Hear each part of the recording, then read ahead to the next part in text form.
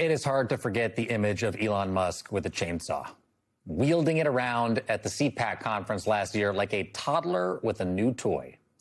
A perfect symbol for the man who partnered with Donald Trump to do what Donald Trump does best, move fast and break things, seemingly not thinking or caring about any repercussions. It's the strategy they took when they created the Department of Government Efficiency, or DOGE, to do just that, move fast and break things.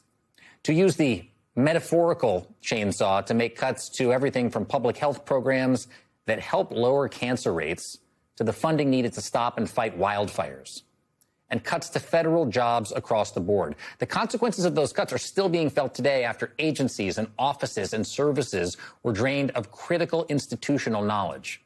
My colleague Steph Ruhle and I talked to a bunch of those fired federal workers at a town hall around this time last year, reflecting on Trump's first 100 days back in office.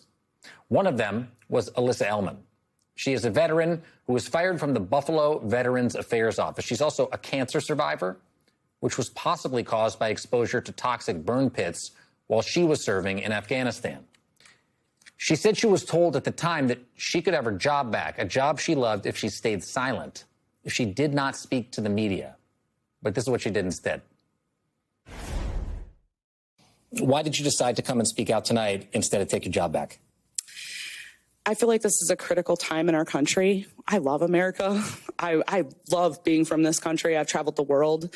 There is no greater system than what we have here.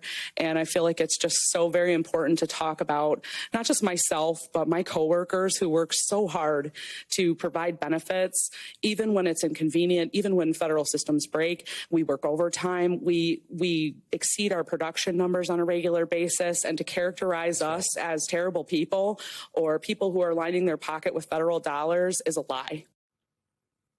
Alyssa Elman did not go silently. She decided to run for office for the House seat in New York's 24th congressional district. And guess what? On Tuesday, she won the Democratic primary. Alyssa Elman joins me now. She will face Republican Congresswoman Claudia Tenney in the midterms in November. Alyssa, it's so good to see you again. Hi, thanks for having me. Thank you so much for being here. So much has happened. Why get into this fight now? We have to have regular people run for office. It's not that complicated. We need to get new people in across the board so that regular people can be represented. In my district, the average income is $42,000 a year. I don't know how they can be represented by the current people who are representing them. Claudia Tenney is the type of representative who is doing this as a political career. She's doing it to enrich herself. She's been in trouble for campaign finance law violations, and we can offer something better. You mentioned that Claudia Tenney has been at this for a while. This is her fifth term that she's running for. She's got name recognition. She's got a ton of money.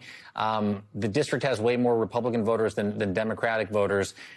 Is your game plan to focus on what we've been talking about this hour on the broadcast, that $42,000 is the median income, affordability is central to people's lives today, and people can't get by?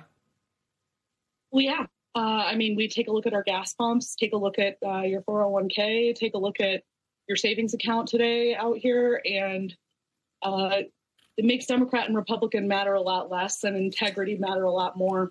And I hope I can be that for people. When we had spoken last year, you talked so passionately about your coworkers, some of them who could not speak out. And we know good people got fired from their jobs. Good people left their jobs. Good people potentially didn't even want to come back because of this White House. What do you think the biggest losses in the aftermath of DOGE are? Yeah, and just trust. Trust. It's not a lucrative job to take a job with the federal government. You can get paid a lot more in private sector jobs. So when someone takes a job, they take it for the benefits and the fact that the consistency of the work. And when you can be thrown out like yesterday's garbage, that does not make people want to come and work for VA. And it does not make people want to come and take the pay cut from the private sector to work for the federal government. I think we've got a long way to go. You are a subject of a new documentary from the same people behind the film Heist, which was nominated for an Emmy Award this year, which focused on the massive purge of federal workers. What can you tell us about this film and what it's been like to have this journey for you chronicled, from fired federal worker, forced out federal worker, to the Democratic nominee in New York's 24th district. I think it's really a cool opportunity, and win or lose, we're documenting what we do to fight back, and we're not laying down and taking it. We're going to fight back. We're going to fight for working people. We're fighting for the people in this district, and win or lose, this is worth fighting for. And the people in my district are worth fighting for.